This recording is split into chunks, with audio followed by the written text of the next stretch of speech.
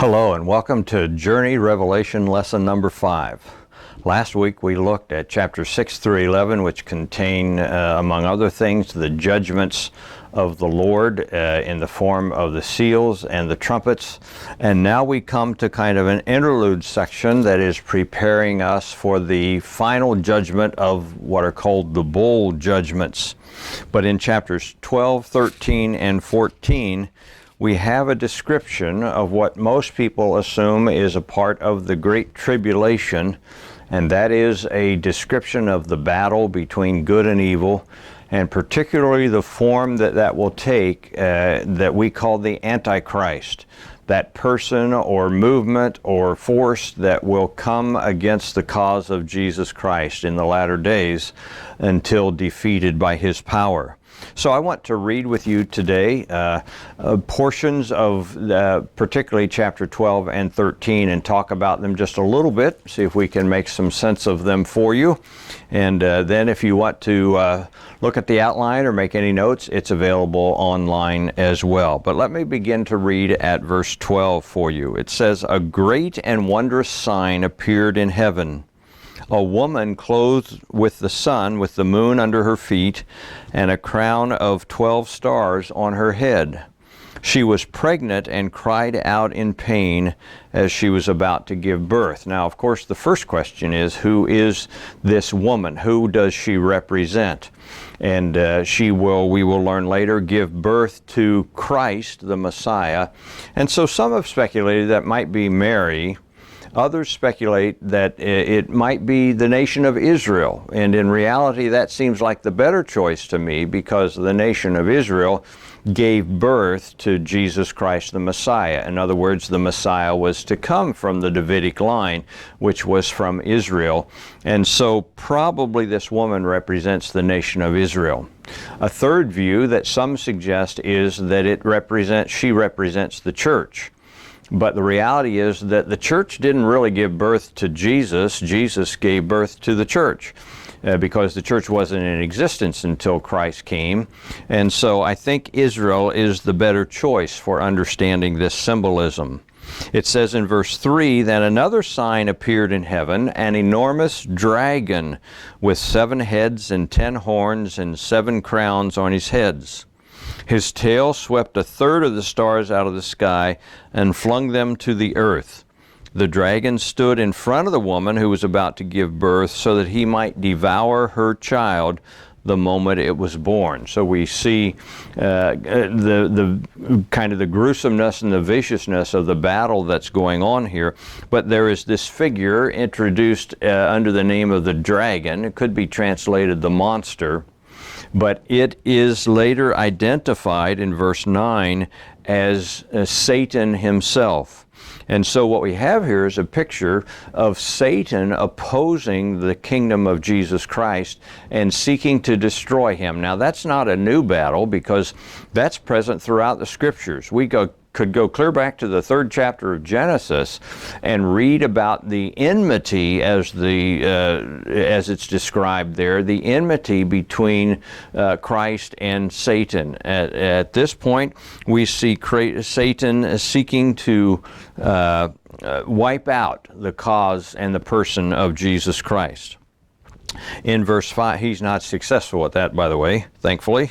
Verse 5, "She gave birth to a son, a male child who will rule over all the nations with an iron scepter." That has to be Jesus Christ, wouldn't you agree? "And her child was snatched up to God and to his throne. The woman fled into the desert to a place prepared for her by God, where she might be taken care of for 1260 days. Now, the Christ child was snatched up, it says. What you have here is just a compression of the whole life of Christ.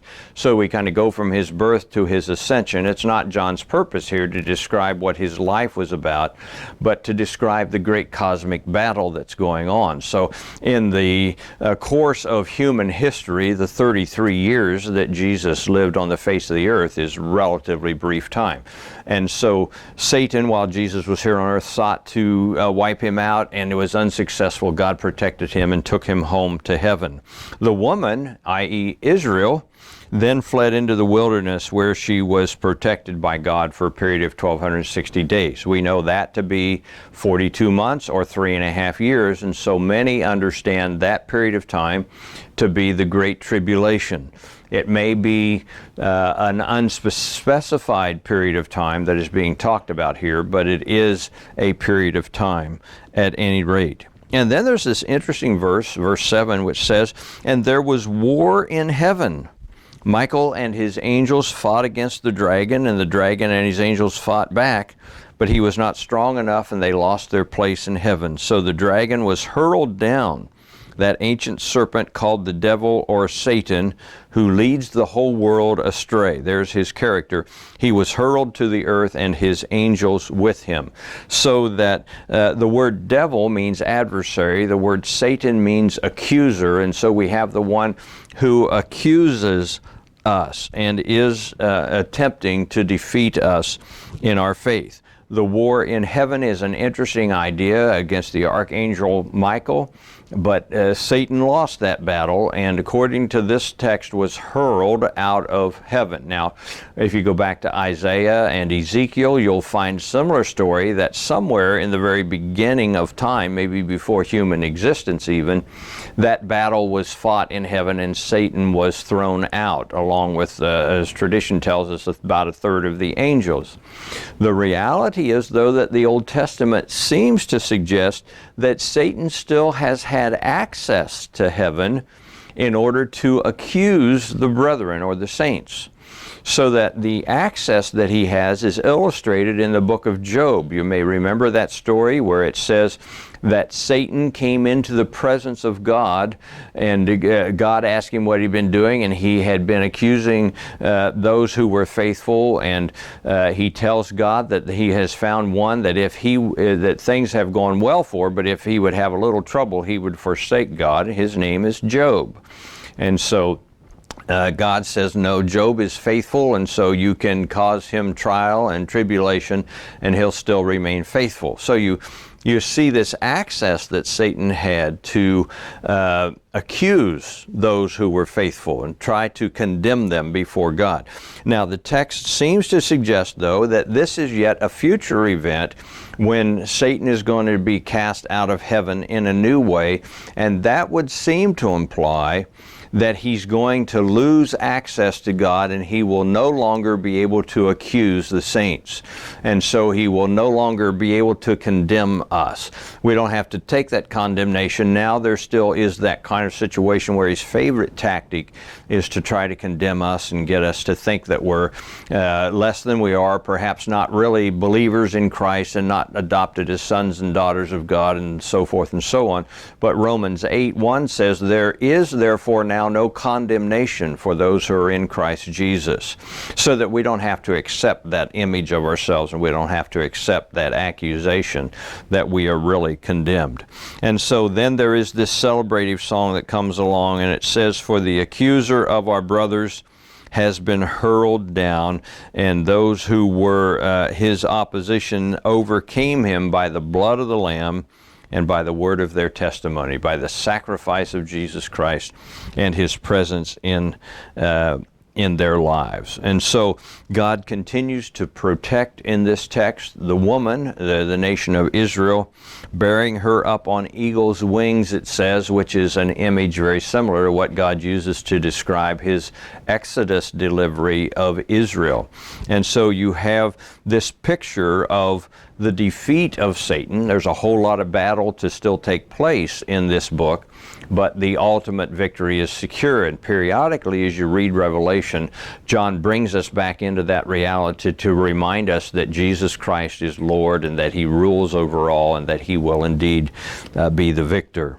Now let's talk about chapter 13 a little bit, because there are a couple of very interesting images in this chapter as well. I'm going to begin to read at the middle of the first verse, and it says, "And I saw a beast coming out of the sea. He had 10 horns and 7 heads, with 10 crowns on his horns, and on each head a blasphemous name. The beast I saw resembled a leopard, but had feet like those of a bear, and a mouth like that of a lion. That kind of reminds us of Daniel's vision in the Old Testament. The dragon gave the beast his power, that would be Satan, gave the beast his power and his throne and great authority. One of the heads of the beast seemed to have been one of the heads of the beast seemed to have had a fatal wound, but the fatal wound had been healed. The whole world was astonished and followed the beast, and men worshipped the dragon because he had given authority to the beast. And they also worshipped the beast and asked, "Who is like the beast? Who can make war against him?" Here we have a picture of what we call the Antichrist. This is kind of the personification of evil who in the latter days comes against Satan. Comes against Christ. The word anti means against, and so Satan's incarnation, so to speak, is the Antichrist and seeks to destroy the work of Jesus Christ.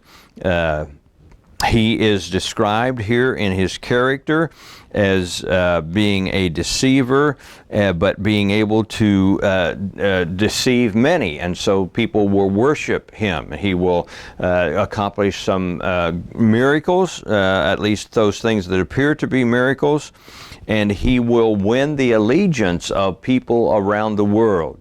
It appears that he will have a charismatic personality, that he will, people will be enraptured with him, that he will be able to win their trust and cause them to think that he's working for their good, and he will develop a great following. In fact, it says virtually everybody will follow him except for those who are followers of Jesus Christ, those who belong to the Lamb.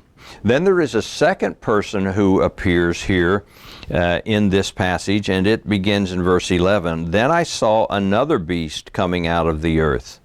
The first came out of the sea.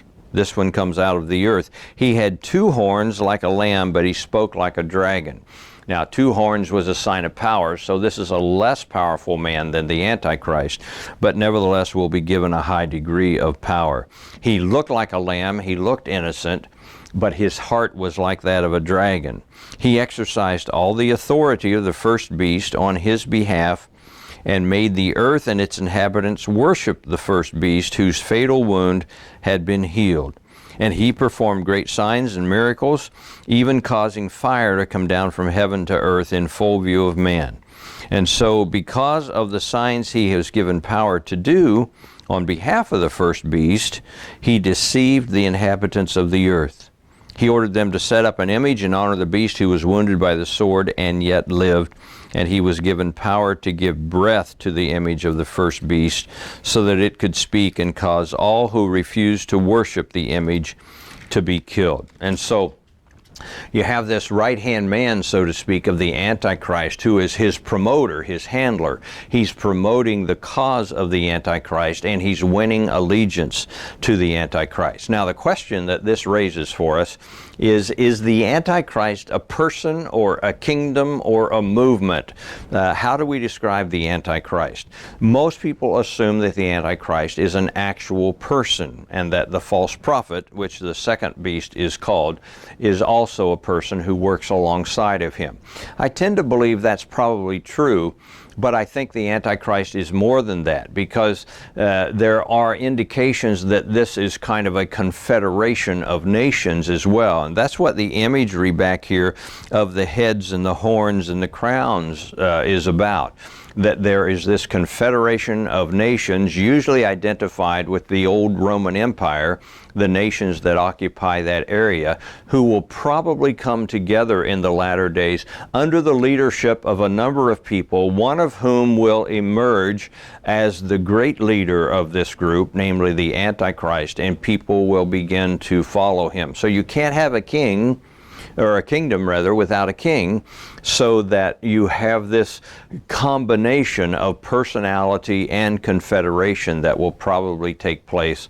And because of the indications here of the heads, the crowns, and so forth and so on, most commentators equate this movement, this confederation, in some manner with the Roman Empire because it is geographically and historically similar to that.